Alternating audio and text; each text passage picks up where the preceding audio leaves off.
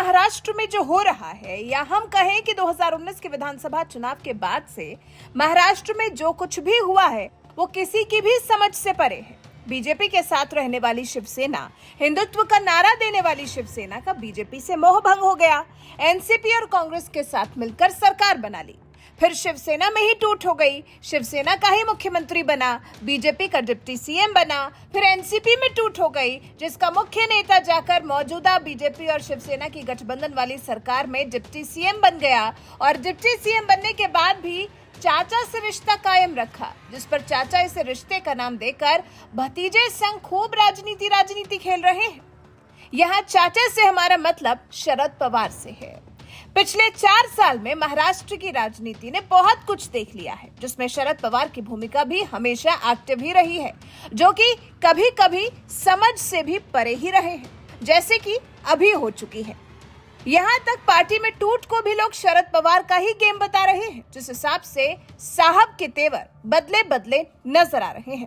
हालांकि शरद पवार की ये छवि आज की नहीं है, बल्कि शरद पवार के दांव समझना कभी भी आसान नहीं रहा। 2 दशक पहले भी नहीं, जब सुषमा स्वराज ने शरद पवार पर सदन में खड़े होकर जबरदस्त चुटकी ली थी। सोशल मीडिया पर सुषमा स्वराज के करीब 2 दशक पुराने इस वीडियो की खासा चर्चा रही है। समय समय पर यह वीडियो सामने आता ही रहा है। 1996 का ये 2 मिनट का वीडियो चर्चा का विषय बना ही रहता है। जब कभी भी बात शरद पवार की राजनीतिक टैक्टिक्स की होती है, तो अक्सर इस वीडियो का जिक्र आता ही है, जब एचडी देवेगौड़ा ने विश्वास मत रखा था, जिसके खिलाफ में सुषमा स्वराज अपना मत रख रही थी। कहती दिखी, 50 साल की जिन नीतियों को लेकर आपने राजनीति की है, आज वो राजनीति आप छोड़ देंगे सिर्फ इसलिए कि सत्ता लोलुपता की दौड़ में एंटी बीजेपी के अंदर आपको कांग्रेस के साथ बैठना है, आपको जनता दल के साथ बैठना है। इसी बीच में शरद पवार पर टिप्पणी करते हुए सुषमा स्वराज ने कुछ ऐसा कह दिया था, जिस पे पूरा सदन ठहाकों से गूंज उठा था। आप खुद देखिए ये वीडियो।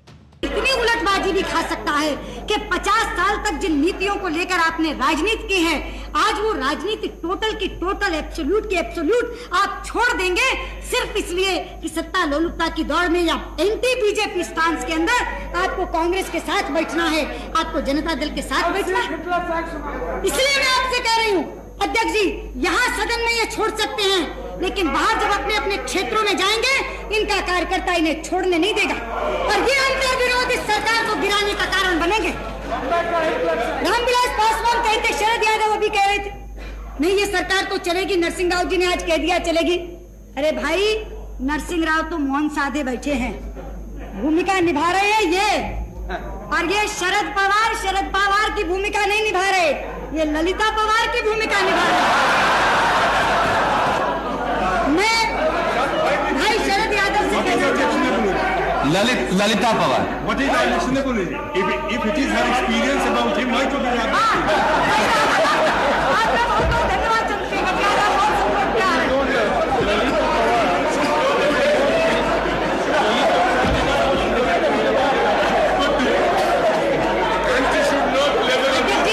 अब आप कंक्लूड करिए।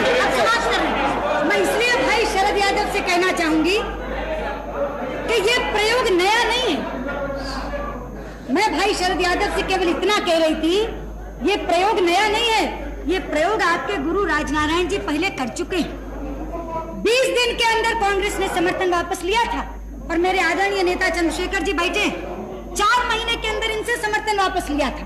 आप किस आधार पर विश्वास कर रहे हैं? किस आधार? आपके विश्वास का कोई आधार होना चाहिए। इतिहास से भी कुछ नहीं सीखा।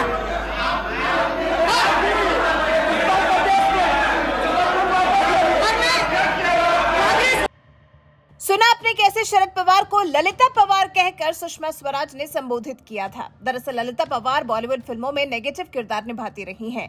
वो अपने नेगेटिव किरदार के लिए ही ज्यादा पहचान रखती रही हैं। हिंदी, मराठी समेत कई भाषाओं में करीब 700 से ज्यादा फिल्मों में ललिता पवार ने काम किया, और जब उस समय शरद पवार पर तंज कसने का नंबर आया तो सुषमा स्वराज ने ललिता पवार का नाम ले लिया था, जिस पर पूरा सदन ठहाकों से गूंज उठा था। वहीं अभी भी तो शरद पवार की भूमिका कुछ क्लियर नहीं है। वो किस तरफ बैठे हैं, किस तरफ से खेल रहे हैं, कांग्रेस और उद्धव की शिवसेना के साथ हैं या फिर एनडीए के साथ हैं। फिलहाल उनका पलड़ा किस तरफ का भारी है, कुछ समझ नहीं आ रहा। अब वो गुगली ये देने लगे हैं कि जो भतीजा पार्टी तोड़कर उनसे अलग हो गया, जिसने शरद पवार का साथ छोड़कर तुरंत डिप्टी सीएम का पद संभाल लिया, पार्टी तक पर अपना अधिकार बता दिया, वही अजीत पवार शरद पवार के अपने नेता बन गए हैं।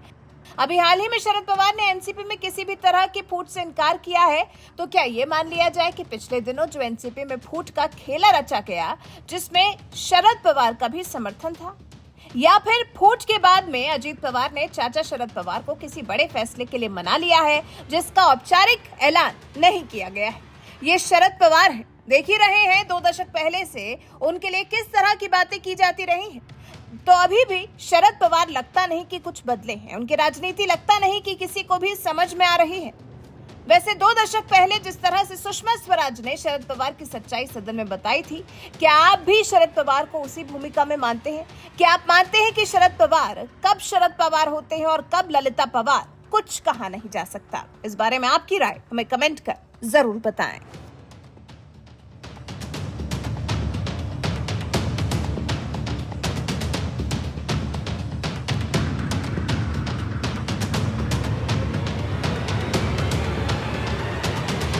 उलटबाजी भी खा सकता है कि 50 साल तक जिन नीतियों को लेकर आपने राजनीति की है, आज वो राजनीति टोटल की टोटल, एब्सोल्यूट की एब्सोल्यूट आप छोड़ देंगे सिर्फ इसलिए कि सत्ता लोलुपता की दौड़ में या एंटी बीजेपी स्टांस के अंदर आपको कांग्रेस के साथ बैठना है, आपको जनता दल के साथ बैठना है।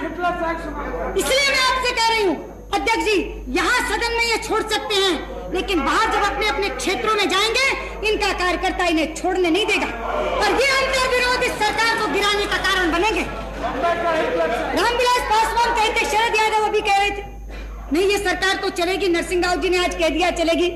अरे भाई, नरसिंह राव तो मौन साधे बैठे हैं, भूमिका निभा रहे हैं ये, और ये शरद पवार की भूमिका नहीं निभा रहे, ये ललिता पवार की भूमिका निभा रहे।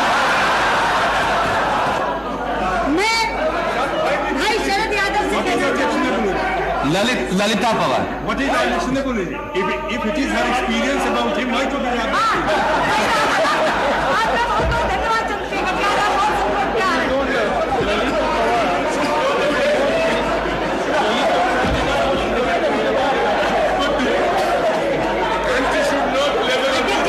अब आप कंक्लूड करिए। मैं इसलिए भाई शरद यादव से कहना चाहूंगी कि ये प्रयोग नया नहीं है। मैं भाई शरद यादव से केवल इतना कह रही थी, ये प्रयोग नया नहीं है, ये प्रयोग आपके गुरु राजनारायण जी पहले कर चुके हैं। 20 दिन के अंदर कांग्रेस ने समर्थन वापस लिया था और मेरे आदरणीय नेता चंद्रशेखर जी बैठे 4 महीने के अंदर इनसे समर्थन वापस लिया था। आप किस आधार पर विश्वास कर रहे हैं? किस आधार? आपके विश्वास का कोई आधार होना चाहिए। इतिहास से भी कुछ नहीं सीखा।